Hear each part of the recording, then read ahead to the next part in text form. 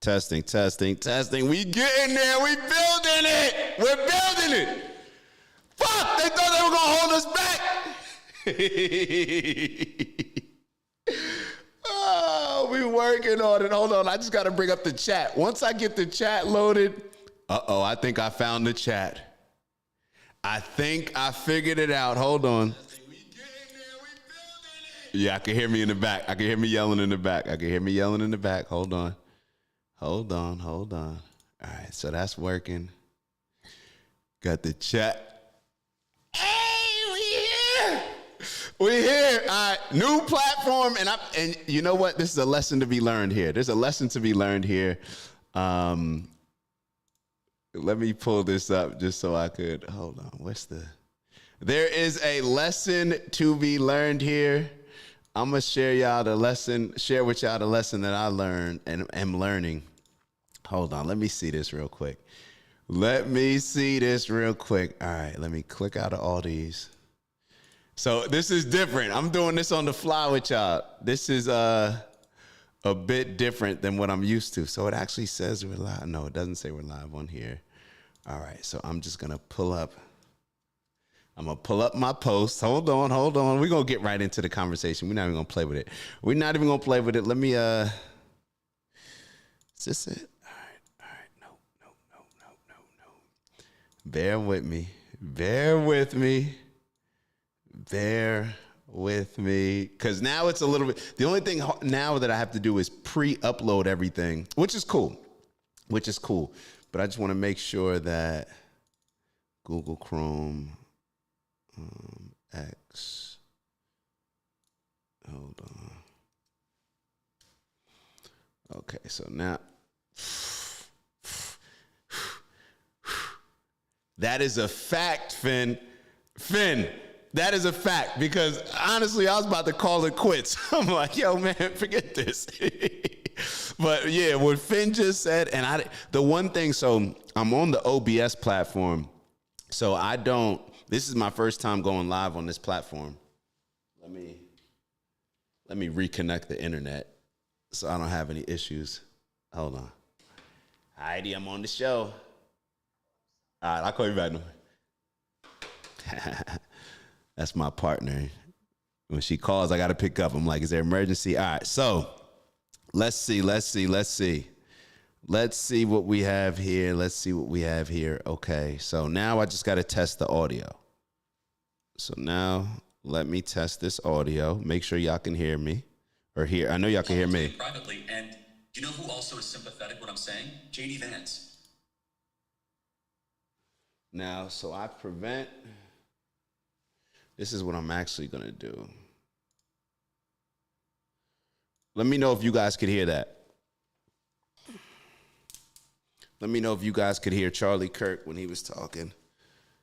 Let me actually put these headphones on. And I'm going to change the preferences to headphones so that way we're not getting a double audio. Mr. Telephone.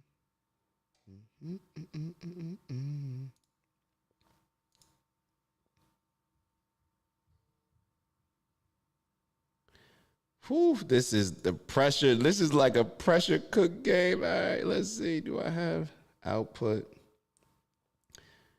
Let me see if I can go Rodecaster. Ooh. I think I'm supposed to have multi-output device.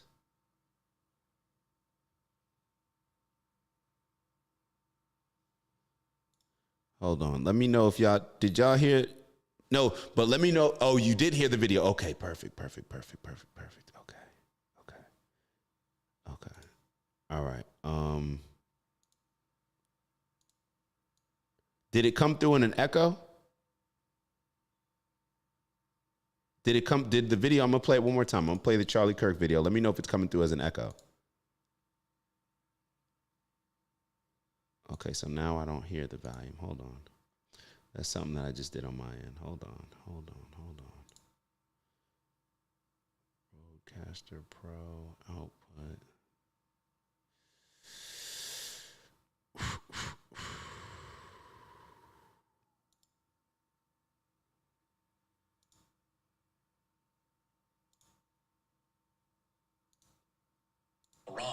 is a weird fanatical obsession with some people in my party that are here right now, like Senator Lindsey Graham. Yep. And it's insane and it's weird and it's destructive to our own country. And I speak about it both publicly and privately. And you know who also is... When you hear Charlie, does it sound like it's playing out of two? Like, does it sound like there's an echo? Because that's why sometimes I use the mic. I don't know if there's an echo cancellation feature on here. So just let me know, like when you heard the, let me know if the echo cancellation is there. And let me do this so I'm not.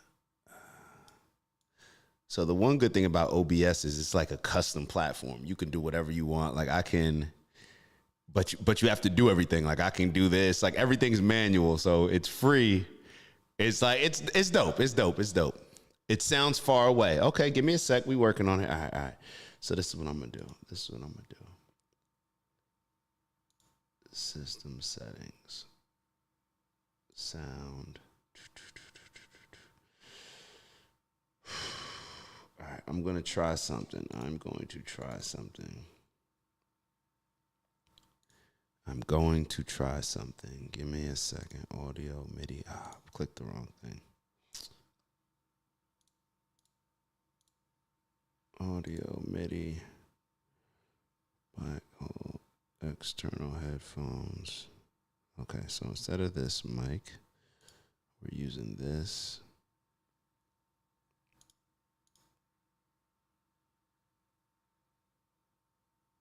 Okay. Now let me see if it plays.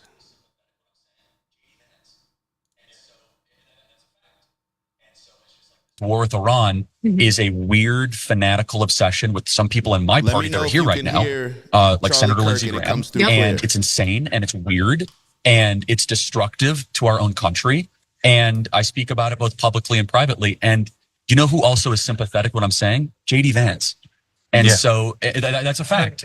And so it's just like this war with Iran is a weird fanatical obsession with some people in my party that are here right now, like Senator Lindsey Graham. And it's insane and it's weird and it's destructive to our own country. And I speak about it both publicly and privately. And you know who also is sympathetic when I'm saying? JD Vance. And so that's a fact. And so it's just like. Are we good? Are we good? Are we good? And somebody I saw Samira asked where BK has been. Unfortunately, we had to let go. Let me stop. It was a shame what happened. No, Glay, y'all gotta hit up Glay, man. Y'all gotta hit up Glay. But Glay, he's been doing a lot of his real estate stuff, so sometimes his meetings are in the AM. So my mic is down 2 ticks. So let me see. So that should have just moved my mic up. Let me know if that just moved my mic up. Let me know if you're hearing it should be going low and high. So I just moved it up higher. So that should be working. That should be working. So we should be good. We should have the background audio. We should have all this stuff. And now y'all heard. And once I get the thumbs up, one more thumbs up saying that Charlie's good, my mic volume is good. Let me know.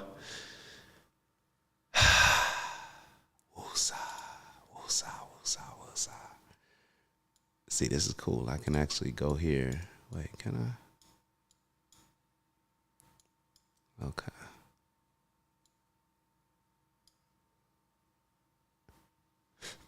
We're good? Okay. All right.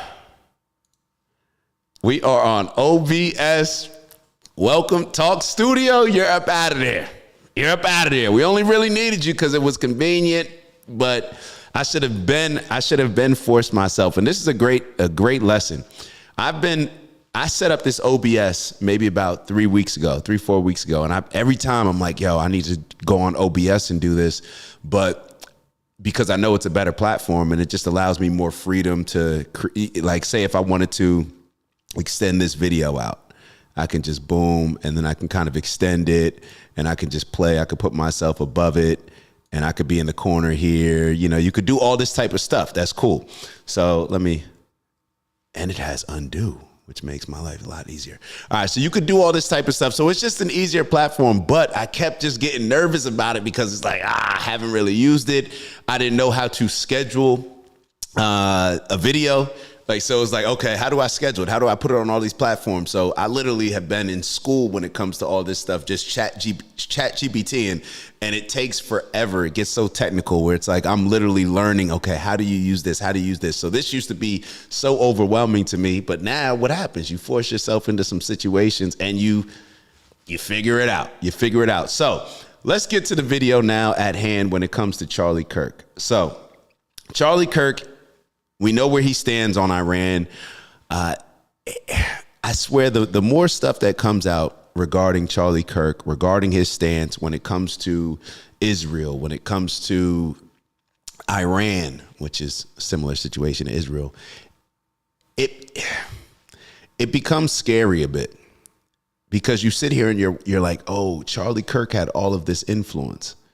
He had all of this influence. If you already got the Groypers and Nick Fuentes and his crew against our government working with so closely with Israel, and then you have Charlie Kirk and his massive following. Charlie Kirk probably, a lot of people may not be aware, Charlie Kirk probably has the largest following of young voters in America.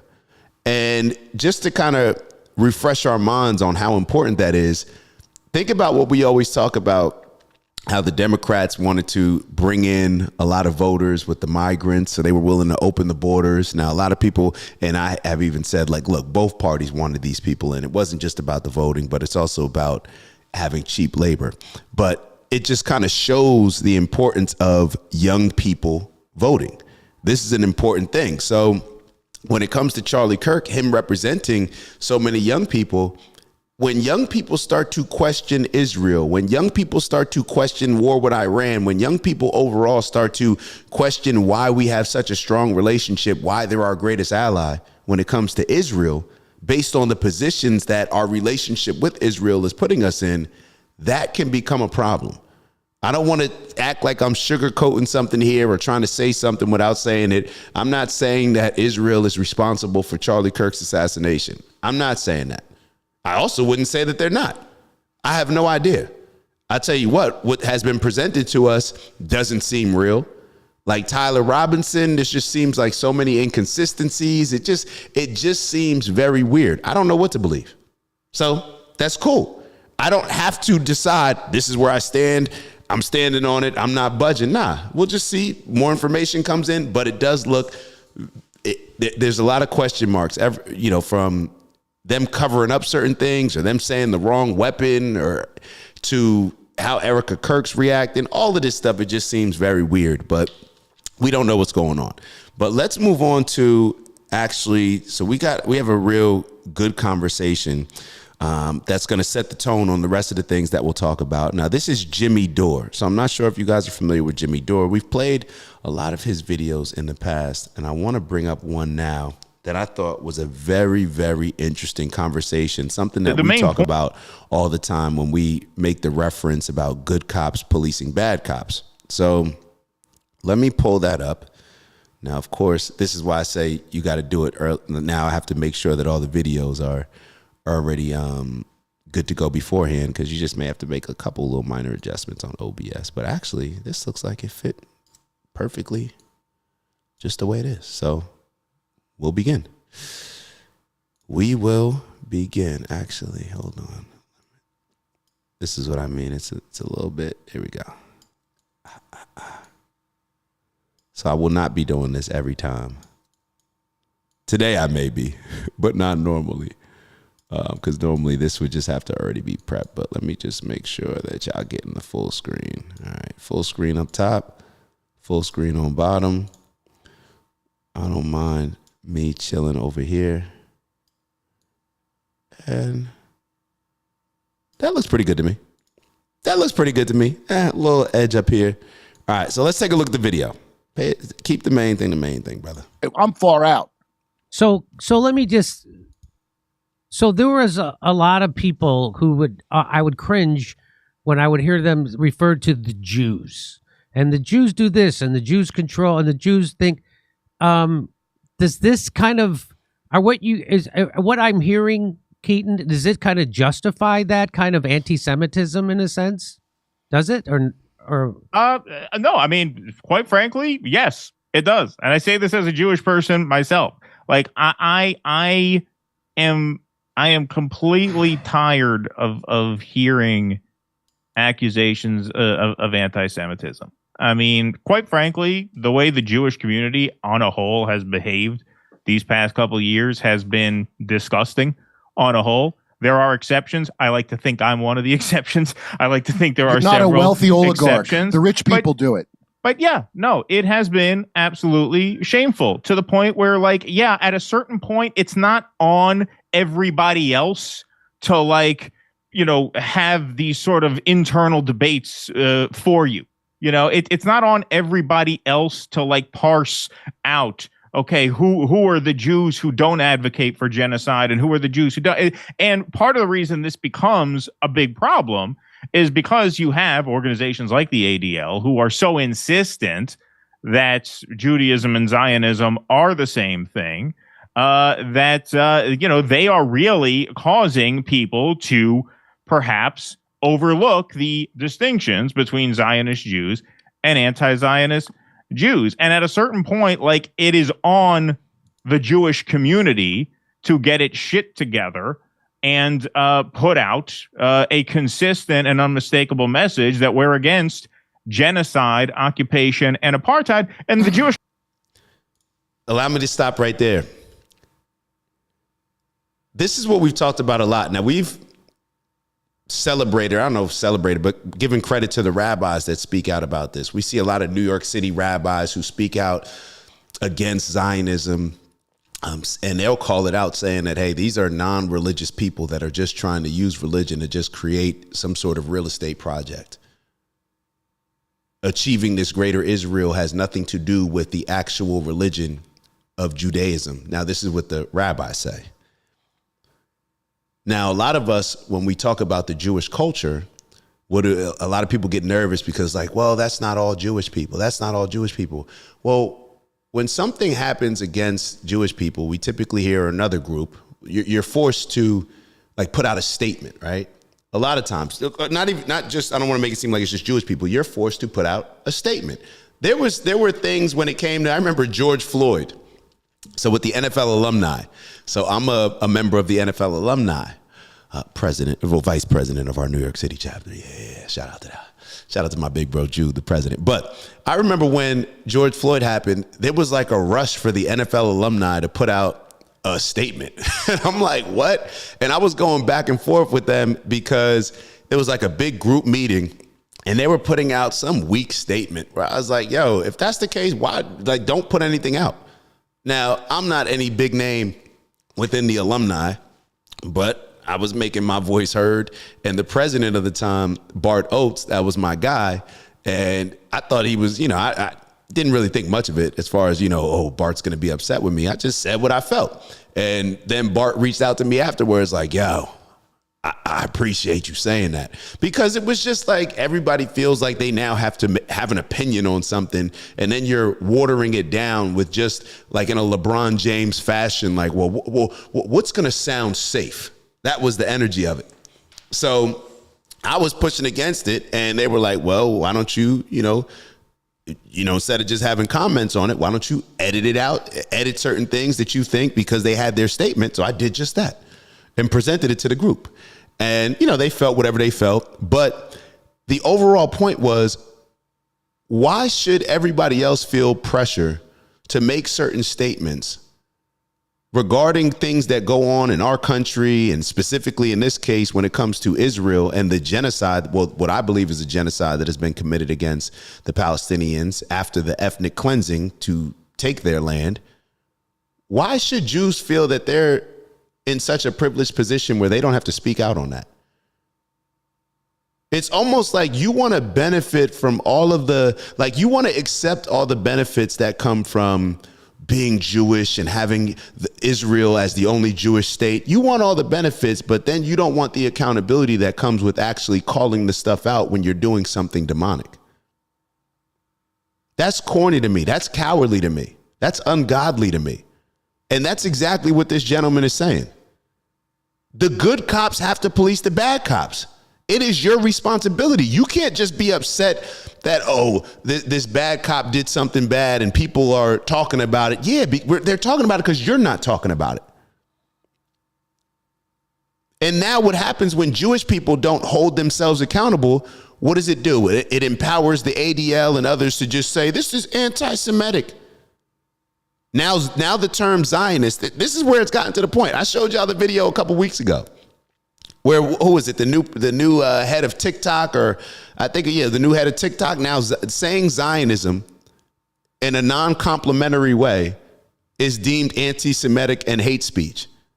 That is insane. Like, who do you think you are? Like, it's like on one end, you get upset when people call you out for controlling the media and having all this power in the media. But then you decide to come out and just say, this is hate speech. You literally are in a world where you can say nigga on YouTube. You could say nigga wherever, you could, whatever, however you want. You could say all this other stuff. The term Zionist is now deemed hate speech. Think about that. The term Zionist is deemed hate speech. And you expect me not to believe that Jewish people are controlling the media?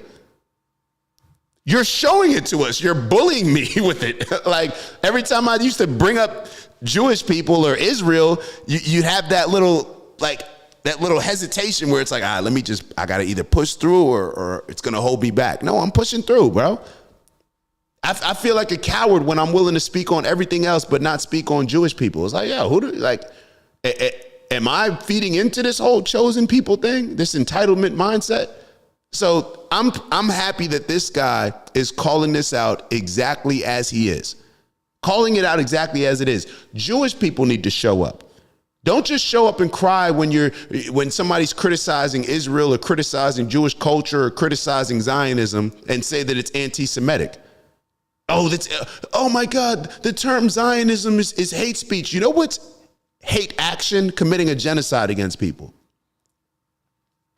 Stealing their land and not compensating them for it, not giving them the right to return. That's actually hate reality. But we act like hate speech is worse than genocide. Let's keep going. Community simply has not done that.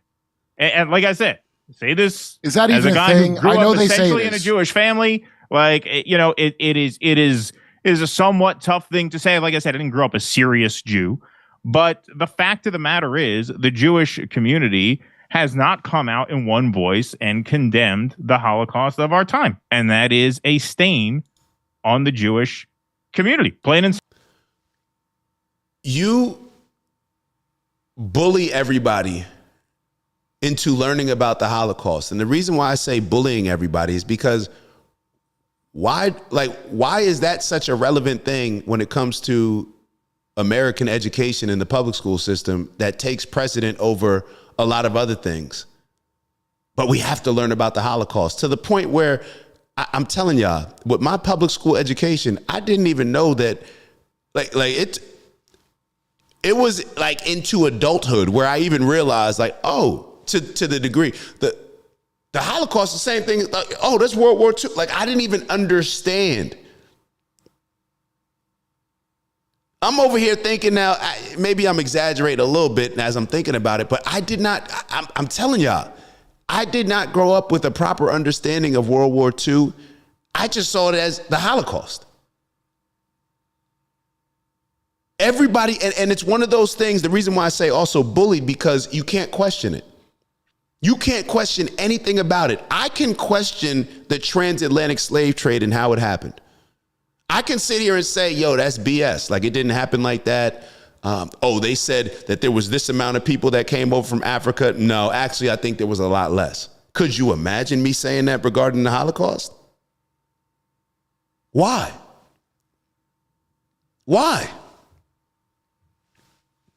Simple. I wish it wasn't that way.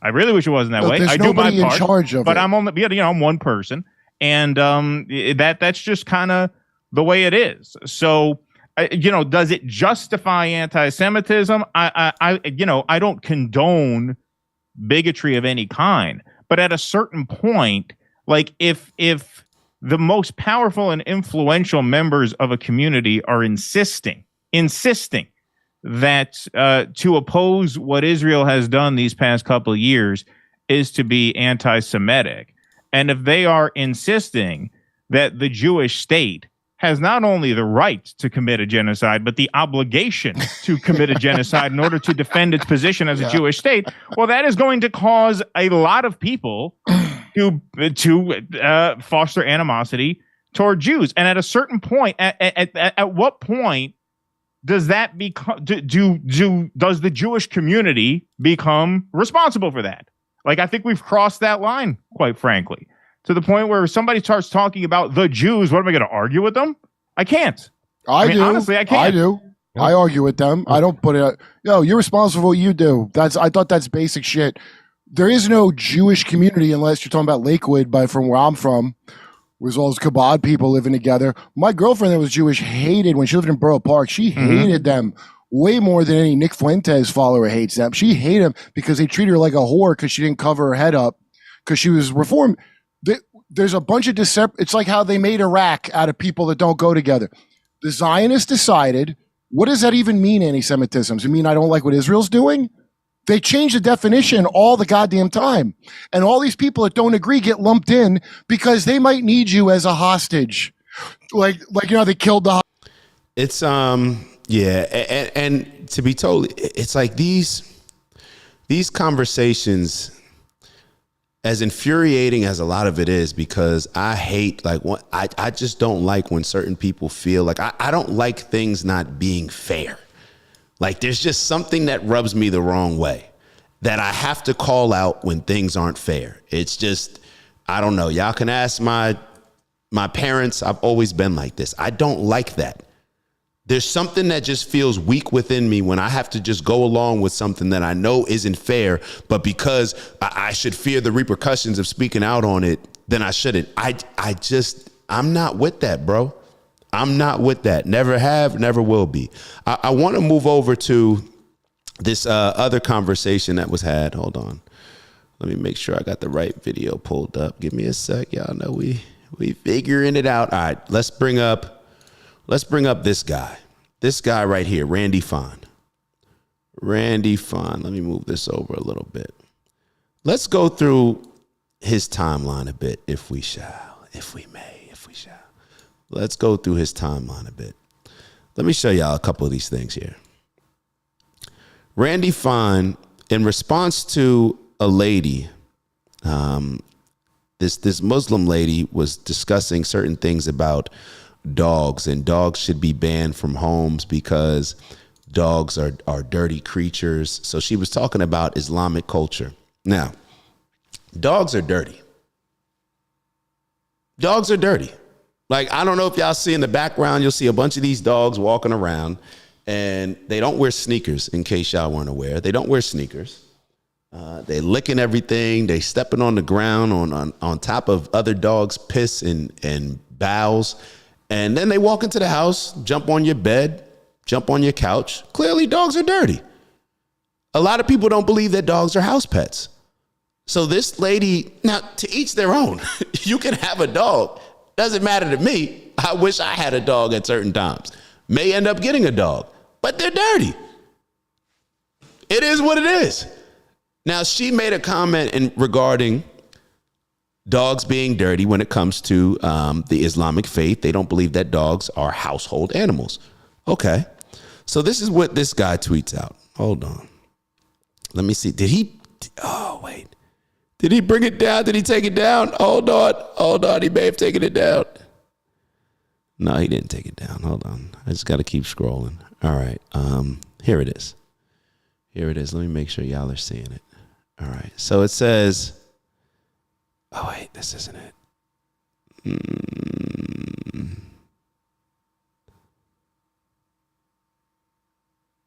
Hold on. I'm losing the steam. All right, so this is what you do when this happens. Damn it. Where's this tweet? Where is Randy Fahn's tweet? Randy Fine, dogs, Muslims. I tried to go on his page. I tried to do it that way, but we'll do it this way. Here it is. This is what Randy Fine put up. If they force us to choose, the choice between dogs and Muslims is not a difficult one. This is a congressman. If they force us to choose, the choice between dogs and Muslims is not a difficult one.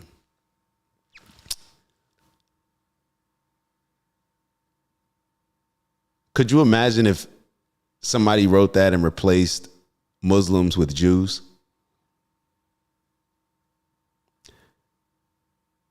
This mindset is the mindset that's controlling our politicians. This mindset is the mindset that is controlling our politicians.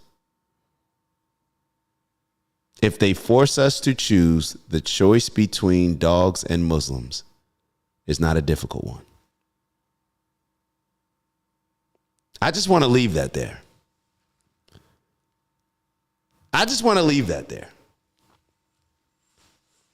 Do you think the ADL, who was supposed to actually stand up for not just Jewish people, but it's supposed to stand up against hate speech, do you think the ADL should comment on this? Do you think the ADL should say something? Do you think Donald Trump, I don't know, should a congressman be allowed to speak like this? Maybe this is the reason why my parents don't want to move down to Florida. Because they think it's ran by people like this, which maybe it is.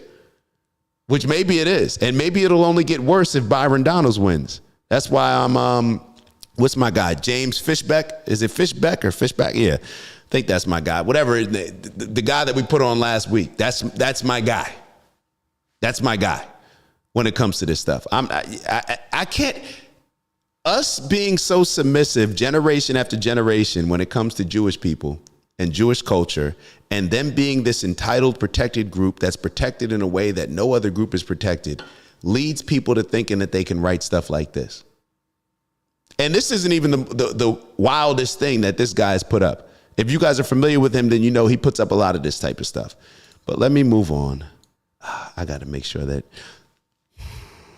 let me not start complaining. All right, let me move on. Let me pull up the next video. It's a little bit slower, so give me a sec.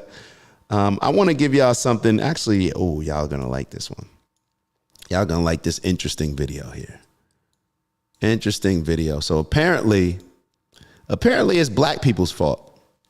Apparently anti-Semitism is black. That's the biggest threat to Israel is apparently this young black generation. This is one of the proudest moments of my life.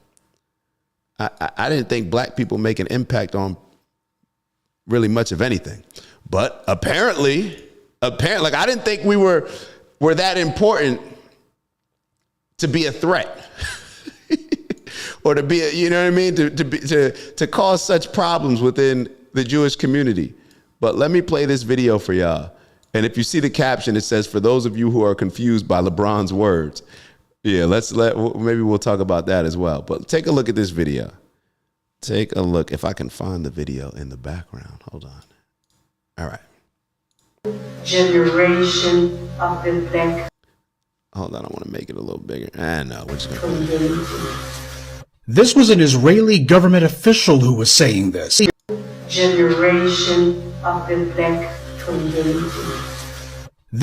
So it says the major problem, and it got cut off, but she's going to say it again. The major problem with Israel is with the young generation of the black community. The major problem with Israel is with the young generation of the black community. That's very interesting. It makes me wonder about the things that Kyrie Irving was putting up. And it's like, why would the black community be a threat? And I've heard other leaders in the past that are seen as very hateful people, and I don't even want to say this one in particular's name, but it's rumored that he was actually one of the people that were saying that the black people in America were related or descendants of the lost tribes of Israel. There was something like that. I've heard different things like that. But it just makes me wonder when I hear this. It's like, damn, what are black people? I thought that Jewish people were so connected to black people. That's what they always tell us. Oh, but we got to separate Jewish from Israel. Okay, so I remember putting out some stuff and them saying like, yeah, we've always worked hand in hand. So why would now, when it comes to Israel, black people be the younger generation of the black community? And what does that say about the older generation of the black community, perhaps? What does that say about the older generation of the black community? And there's nothing wrong with it. We're in different places. We're in different places exposed to different information. But what it says to me is that the older generation of blacks were not a threat, perhaps because they didn't have the information. They were dealing with other stuff, you know, to the point where maybe they didn't have time to be addressing these type of things. But let's keep going with the video. It was an Israeli government official who was saying this, not some low-level operative or some rogue member of their diplomatic corps. This was a senior member of their administrative government who was saying this on American soil. Their biggest problem wasn't Hamas or Hezbollah or the Palestinian Authority or Syria or even Iran. She said that Israel's biggest problem was young black people in the United States. Video of the Israeli government holding a... And I want to address a comment. So I can't put the comments on the screen yet. I don't think so. I haven't figured out how to do that, but I will. Let me actually see right here. Appearance. Embed and stream. Hold up. I think I can. All right. No, let me do that later. Let me not get ahead of myself. All right. So X1B wrote, Jews were behind the civil rights movement, but not because Jews love blacks, but because the civil rights movement undermines white solidarity. I've heard a lot of that, and I've thought a lot about that. And even when you look at like something like the NAACP, like a lot of these black organizations were founded by white people or Jewish people, and it's not that white people or Jewish people can't do anything positive for black people. But I think if you're pushing a movement, it's important from an accountability standpoint for you to take ownership in that thing that you're pushing. Right? I think that it's important. That's why I think it's important for Jewish people to come and speak out regarding the things that Jewish people are doing. Don't have me speaking out about it. You speak out about it. It's your issue. It's your people. Just like when it comes to black on black crime or black on black violence or black culture, I never want a white person or any other non-black to be speaking out upset about black people killing other black people more than I am. I just don't want, why would they be more upset? Do they care more? So let's keep going. Let's keep going with the video. But yeah, there's a lot of instances where people try to align themselves. And I've noticed this when it comes specifically to Jewish people, where it's like you'll conveniently align yourself with the victimhood struggle of black people. But then like that video or that X post that we put up with Lauren Loomer, when it came to the Super Bowl, there were no white people on this show, no white people being represented. Oh, now you're white. I didn't know Jewish people identified as white. I thought it was one of these transgender type of things where it's he, him, or she, or no, we identify as just, no, this. We're not identifying as white. We no longer identify as white. Yes, we know that we are European people, but we don't identify as white. I thought that's what was happening, but maybe I'm wrong. Let's keep going. Private convention here in the United States. One of the people in attendance at this secret meeting was Judith Varney Shorer. She's a former Israeli consul general who was operating out of Atlanta. She was one of the main people saying that the biggest problem that they had was young black people in the United States. But don't worry, they've got some black leaders on the payroll. The major problem of Israel is with the young generation of the black community. The problem of Israel is with the young generation of the black community. So it makes you look at that post that we put up about LeBron James a little bit differently, maybe. It does for me. It just highlights it even more. Puts an exclamation point on it. Maybe this is why LeBron James is so scared to death and has to, during a current genocide that is being committed or a war, even let's take a step back. Even if you do not believe that what's going on between Palestine and Israel is a genocide, you can say that it's war, right? Can you say that there's a conflict at the very least? So let's just say that there's war, there's a conflict. When LeBron James jumps on stage in front of the world as the face of the NBA, as one of the most influential athletes in the world for the last 20 years, and says that he's heard nothing but great things about Israel, it should raise an eyebrow. Or maybe, and a lot of times when I'm talking to y'all got to understand, I'm not really talking to y'all because I do feel at certain times I'm preaching to the choir because I know that y'all get it. I know that y'all get it. But maybe there's others, and we need to, promote this to others because clearly this is not being exposed in a way where it now has LeBron James. See, when LeBron James is giving a speech, he shouldn't think that it's the safe thing to do to say that he's heard nothing but great things about Israel. That should not be the safe thing. One, it's a lie. One, it's a blatant lie. And two, you just shouldn't be, that should not be seen as the safe bet. The only reason why that's the safe bet is because just like this lady is saying that the young black generation, is the problem. Well, I think that Jewish people control a lot of the media. And like Netanyahu said it, not me. What did he say? That the 8th front or the 7th front, I forget which front it is, but it was social media. They need to make sure that they're getting the right messaging out. So they're going to work with the influencers. They're going to work with the platforms. Do we not think that LeBron James falls into the category of influencer? So maybe we're seeing why that happens. And another thing, go check out I put up a video going into a little bit more depth on the topic of LeBron James and what he said. And I also included in that the statements that he made when Kyrie Irving was going through the things that he was going through. I had to refresh my memory on that. When he was saying that what Kyrie Irving did caused a lot of harm to a lot of people and that he doesn't respect that. But here, so Kyrie Irving putting up a tweet is causing a lot of harm to people, LeBron James, and you don't respect that. But what's going on in Palestine, I guess you respect because you've heard nothing but great things regarding Israel. Let's keep going. Black is with the young generation on American soil, or some rogue saying this, not some low-level operative. Or this was an Israeli government official who was saying this, not some low-level operative or some rogue member of their diplomatic corps. This was a senior member of their administrative government who was saying this on American soil. Whoa, I didn't realize it was on American soil, but why even be surprised? Let me reel in and take back that whoa. Why? Who's surprised?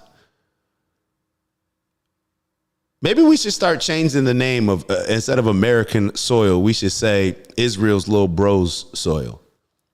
That's what I feel like. I feel like I'm a little bruh, like a little bro, like a little homie.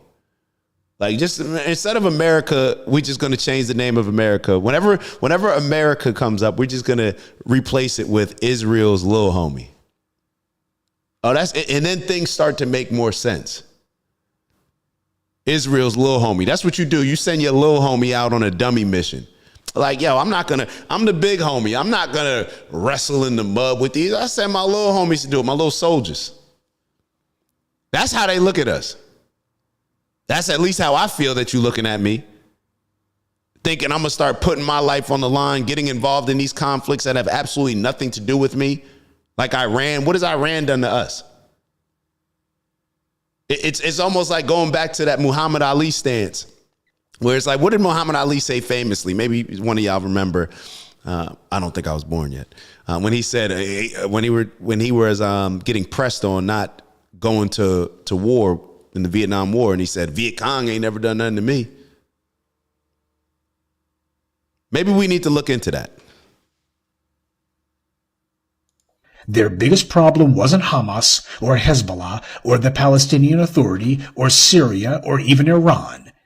She said that Israel's biggest problem was young black people in the United States. Video of the Israeli So there you have it. There you have it. It's just more of the same. It's more of the same, but we figuring it out because we're learning. We are learning. So Unc said, when you stop to think about the amount of control that we do have on our society, just in the educational field alone, it saddens me greatly. Our politicians, X1 wrote, our politicians are owned by Israel. We might as well be Israel's little buddy. That's what we are. Yo, we just need to accept it. Sometimes we need to accept where we're at in order to get somewhere different. Because if we don't accept where we're at and see it plain as day, then we're just going to continue just running in this same cycle. This same cycle. The nerve that a lot of these folk have. The nerve. But let's, we're not done. We're not done. All right, so I'm going to finish it off with, I had another video that I wanted to show y'all, but all right, let's finish this topic off just so we're clear on this topic. Let me finish it off with this very quickly. So a lot of people aren't sure, you know, what is Bibi Netanyahu's intentions? What are his intentions? What are they trying to do? What are they trying to control?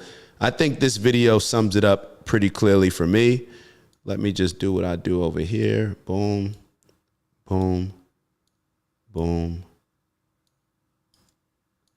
Didn't give y'all that last boom. All right, let's bring this over here. I'll be in the cut. I'm cool. All right, there we go. Take a look at this. And it's based on Gaza and what are Israel's intentions for Gaza. You will go immediately into a meeting with your security cabinet. Will Israel take control of all of Gaza? We intend to, in order to assure our security, remove Hamas there, enable the population to be free of Gaza, and to pass it to civilian governance. That is not Hamas and not anyone advocating the destruction of Israel. That's what we want to do. We want to liberate ourselves and liberate the people of Gaza from the awful terror of Hamas. Imagine,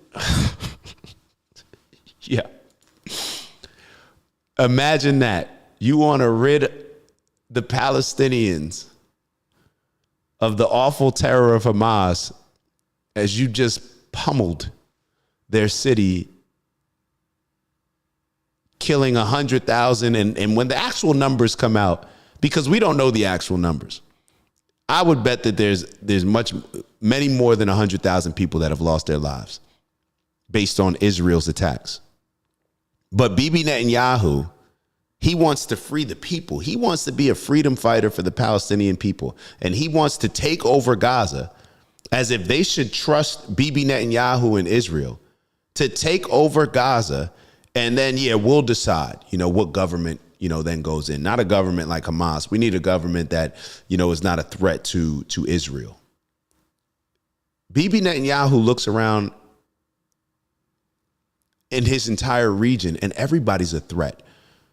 You want to know why everybody's a threat? Because of how you got what you got. When you steal something from a group of people, you feel like everybody's a threat now to take it from you or to call out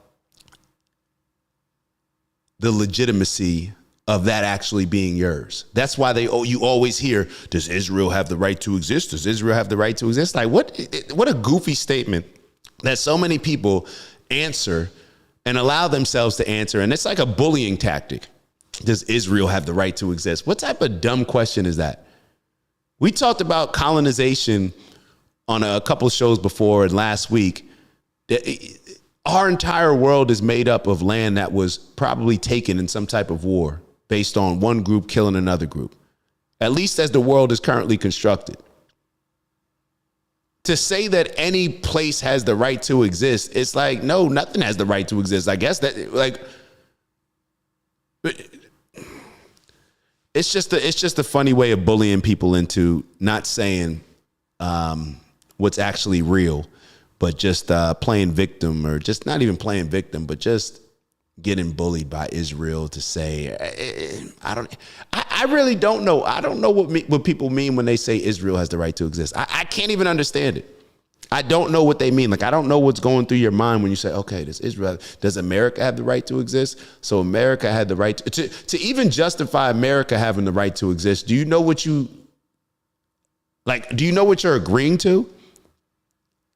You're saying that Europeans coming to America and committing the same ethnic cleansing of the people that were here, that was righteous. When you say that America has the right to exist. Now, should America, that's why the question as it's stated is just a dumb question, but people just answer it. Like, yeah, Israel has the right to exist. America doesn't have the right to exist. Now, America did what it did and conquered, so therefore it's theirs. I took your stuff, now it's mine. It's the law of the jungle. But to say you have the right to do that, no, you don't have the right. You have free will to do whatever you want. But to say that you have the right as if this is like something ordained by God, like it's insane. It's insane. Let's keep going. Oh, was that the end of that video? All right. So yeah, it's they're going to take over Gaza. They're going to do what they do. And the rest of us are just going to sit back and allow it, not do anything, not say anything. But hopefully one thing that we will do is continue to express this level of discomfort when it comes to our government, politicians, powerful people, relevant people being controlled by our big brother Israel to do their bidding at the expense of putting American lives at risk and making us a target for a lot of this stuff. They call us the big Satan or little Satan and y'all the big Satan. Yeah, why? Why? We need to change that. All right, so let's get into the last thing that we'll discuss today.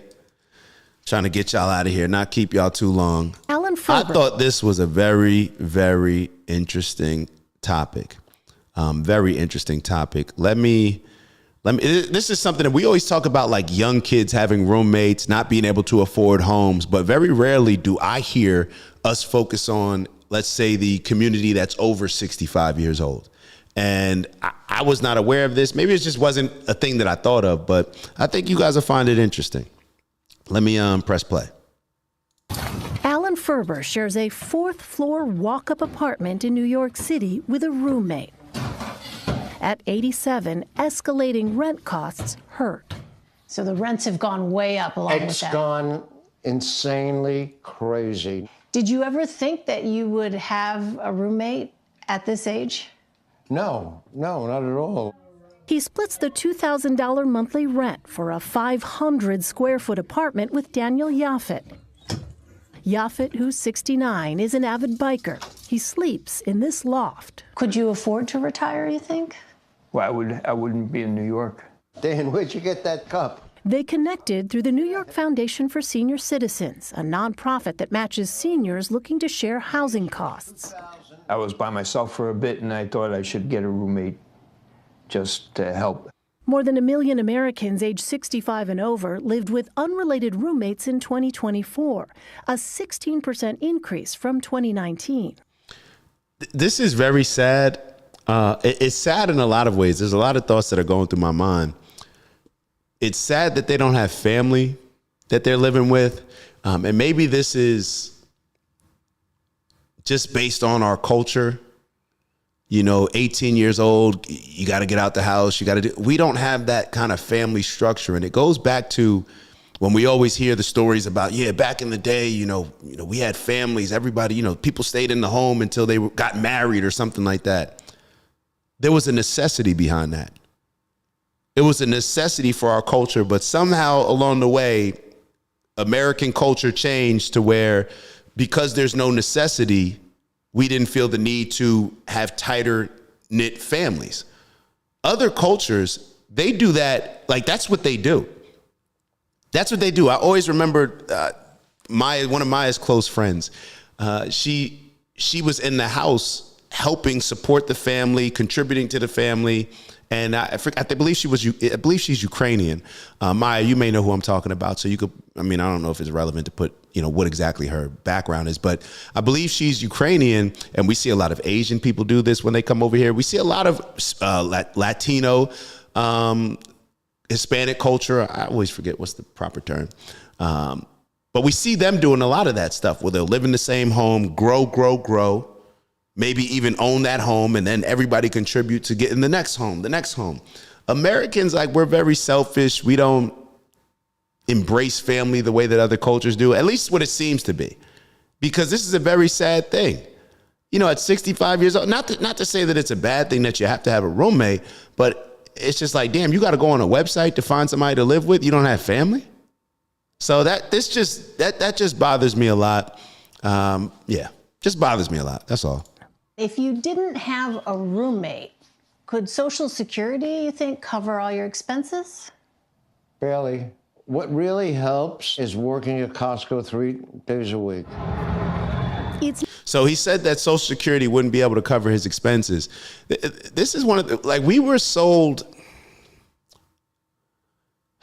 I struggle between, like, it's easy for me to say we were sold a lie, or our parents were sold a lie about, you know, you just work here, then you retire, you can live your life, you can afford to live.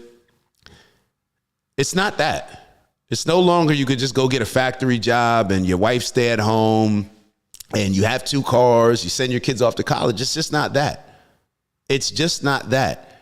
And it's not that, especially in a lot of these cities that we choose to live in. So it's the family aspect, but it's also, we have to identify that we can't get stuck thinking that the world is not going to change and we can't think, one, that the world's not going to change. And then we also can't get stuck into this thought process that we don't have to change with the world.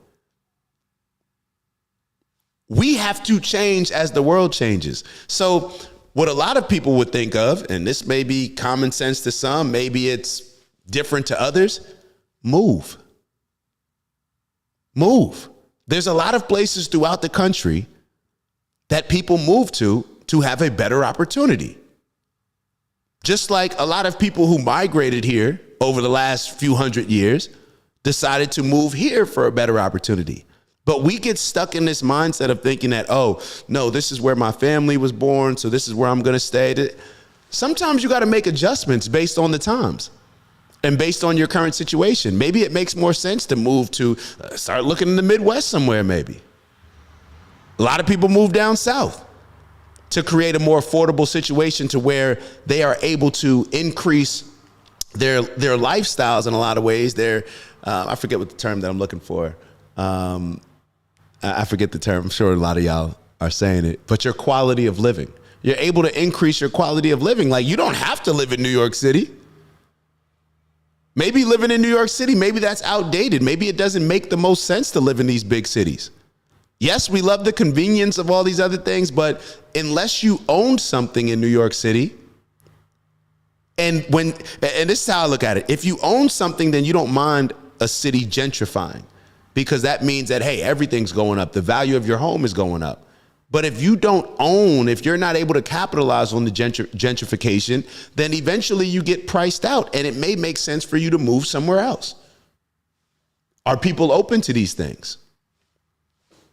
Are people open to these things? Because when you're not willing to go somewhere else, all you do is you're just contributing to the rent going up more. You're just contributing to the price of the homes going up, because you'll scratch and claw, you'll get a roommate, you'll get an extra job just to pay the bills, rather than maybe just saying, nah, I'll just move somewhere else. And maybe there won't be as much of a demand to get this apartment. So therefore, maybe the apartment will become more affordable for others to live. When it just doesn't make sense, it doesn't make sense. But a lot of people are not willing to consider a lot of those options. Let's keep going. It's not just tenants in major cities. In 2024, older homeowners nationwide listing spare rooms for rent increased by 63%. And hold up, I got to address this. So Masen just said I'm talking like Ben Shapiro. Maybe. And what he's referring to is Ben Shapiro saying, like, hey, you shouldn't be able to retire. You shouldn't be able to retire. So this is where I think it's different than Ben Shapiro. Retire, but just because you retire doesn't mean that you can live in the same place that you were living when you were working. Maybe maybe you bought into the lie that, hey, okay, I can retire and still continue to live here. Things are getting more and more expensive. It just is what it is in certain cities. So that's just life. That is just life. People thought that they bought into these social security, and maybe it made sense for one generation, but just because it makes sense to one generation does not mean that it's going to make sense for the next generation. Could you imagine if I was thinking, okay, I'll just do the same thing that my parents had to do, and then I can afford to live? No, you have to adjust. You have to adjust to AI. I have a family member of mine that I need to, if my parents are listening, remind me to reach out to our family member. I have a couple family members that lost their jobs. They had government jobs. They were living outside of DC. They lost their jobs. Now they're at an age where they're around 50 years old, and it's hard for them to find a job. Now they're the older folk that go into an interview where they probably still feel young and energetic, but why would they hire you rather than hire somebody else who's half your age and they can pay a lot less and who they'll be able to mold and control a lot more? But you bought into that. It's the same thing when you buy into a company. When you put all of your eggs in one basket, sometimes when you get fired, you could work at a company for 30 years. Now you're older and now you're trying to find another job. It can become hard. It can become difficult. This is why a lot of times when I'm having the conversation with my parents, I'm like, no, this is a lot of times they look at doing content, streaming, all these different types of things. It's like, yo, why are you wasting your time doing that? No, this is where things are moving. I want to make sure that I'm ahead of the curve. I want to make sure that when AI comes out, I'm able to use AI to help me surge even more upward. Rather than me sit around and AI took my job, I don't even know what to do, AI replaced me. No, you have to always be thinking. It's like anything else. It's like your health. You don't just get to a point where, okay, now I'm healthy, I'm in shape, I can just fall back. You have to work harder now to experience those gains that you used to just be able to walk and lose weight, or walk and you see significant differences in your body. No, now you have to step it up a notch. Now you got to start sprinting to see those differences that you used to see walking. You have to constantly adjust, constantly challenge yourself. That's just what the world is. We can't get stuck into the same thinking that our parents had, because that was their thinking at the time. I'm sure our parents at the time when they were our age were thinking the same thing when it came to their parents.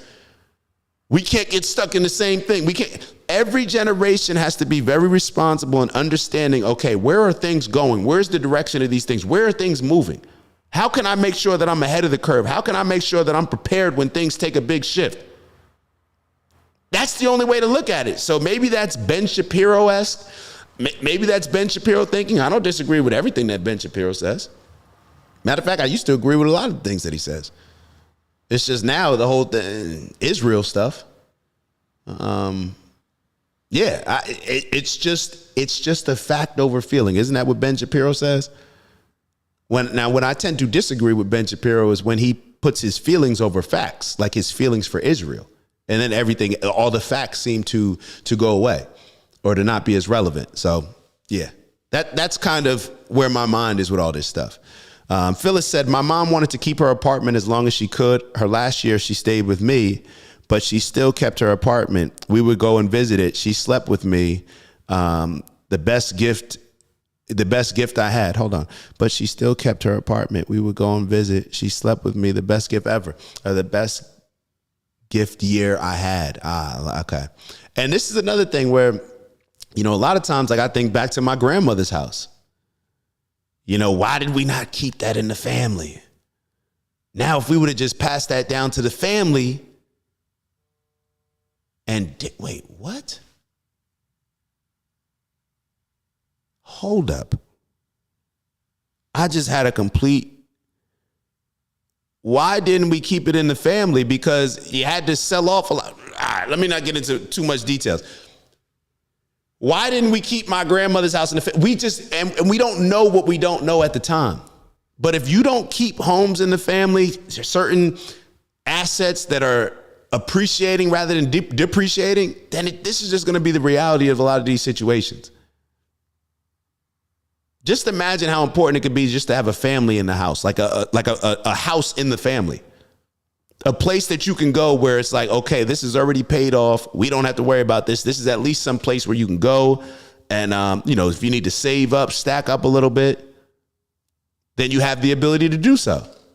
Shoot, Maya and I, we're in the process right now. Thank God we have parents that have an opportunity now so we can get out instead of we're paying like 3 apartments now, then we're paying 2, and now we're down to 1 because, now, people may say it's necessity that drove us back.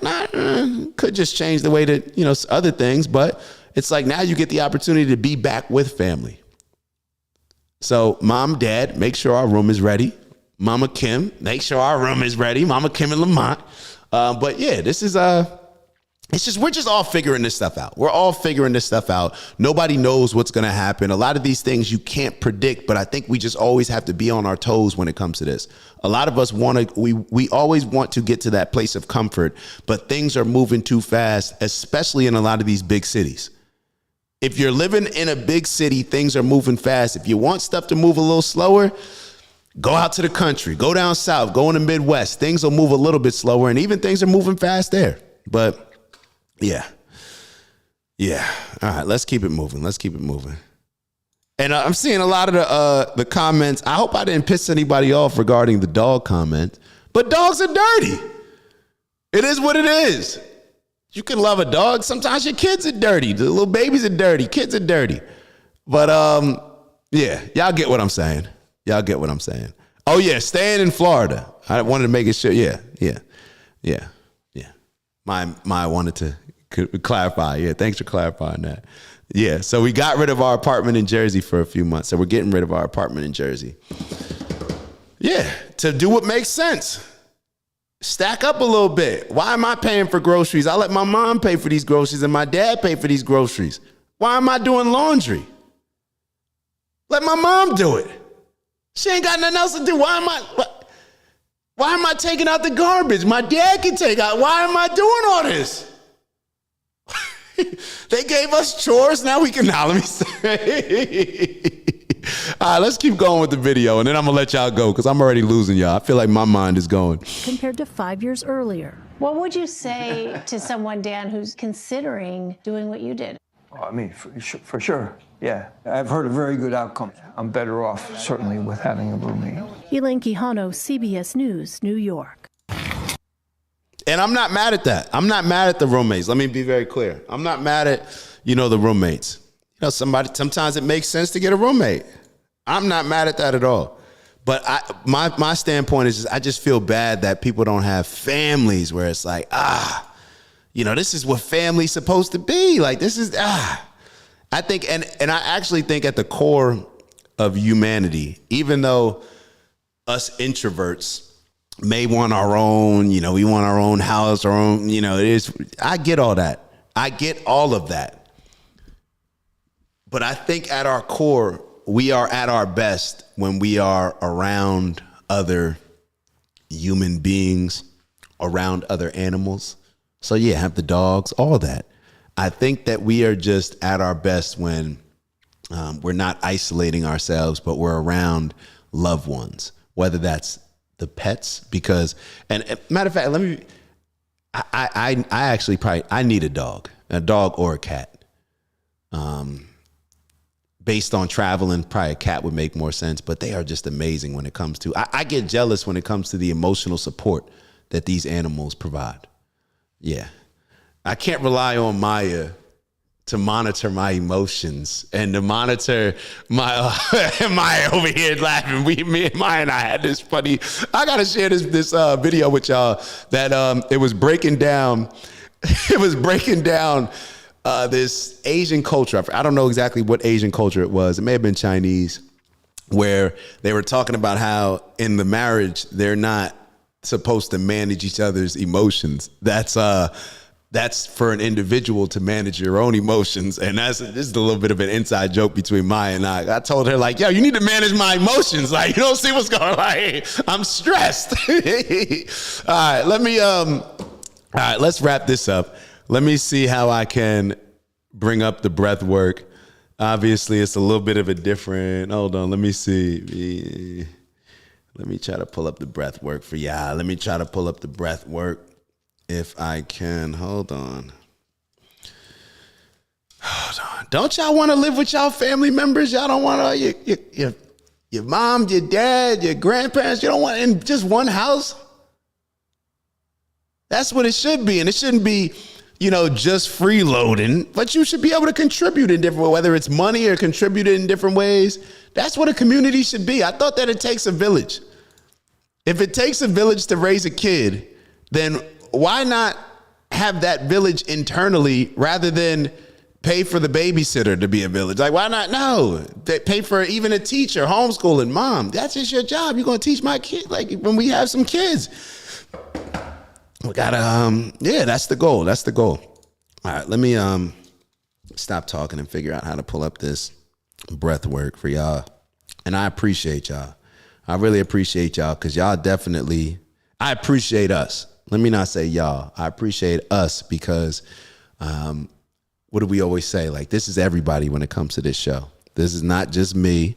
It's not just anybody. This is everybody. So definitely appreciated. Definitely appreciated that we were able to lock in and stay here and figure it out and have a great conversation for me. I mean, I like talking with y'all. So let's get this on the screen. Hold on one second. Let me share this screen. Window capture. All right, here we go. Let me just make this little adjustment.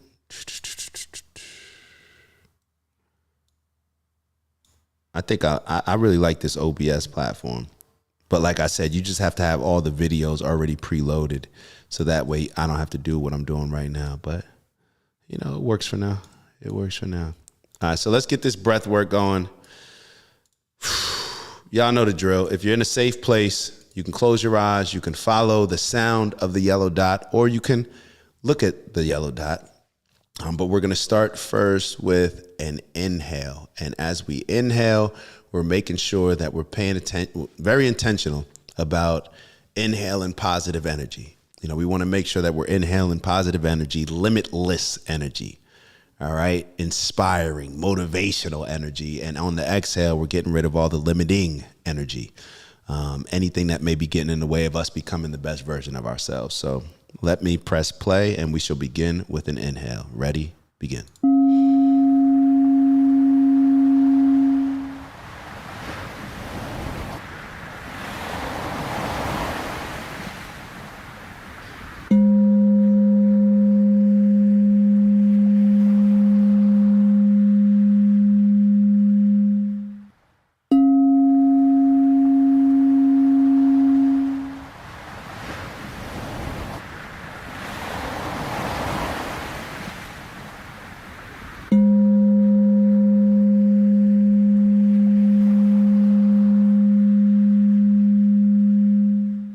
Two more times.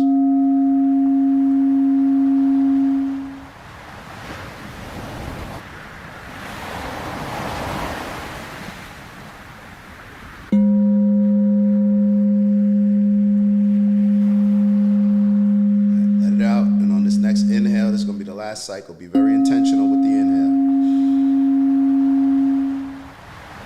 Hold it. And on this last exhale, we're going to get rid of that remaining negative energy that may be holding us back. Let it out.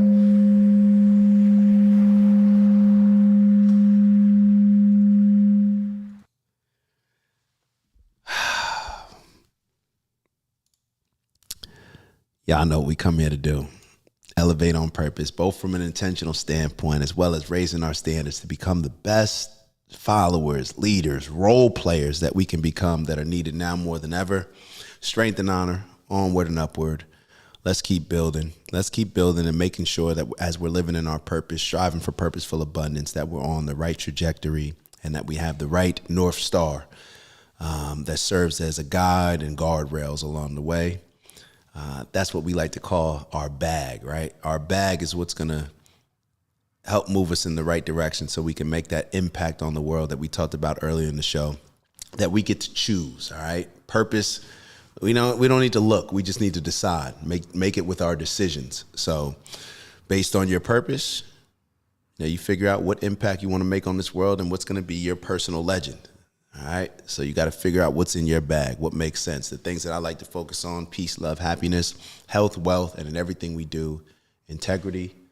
Got to have that balance and a big sprinkle of that perspective. All right. That perspective. I don't know whether it was Big Bro Finn or Big Bro Steve that had the comment regarding perspective. I think it was Finn because it was Marcus Aurelius, and it was talking about the importance of perspective. So let's make sure that we are moving accordingly and on the right path, y'all. So with that, thank y'all again, and I'll see y'all tomorrow, 8 a.m. We'll have the majority of these kinks figured out.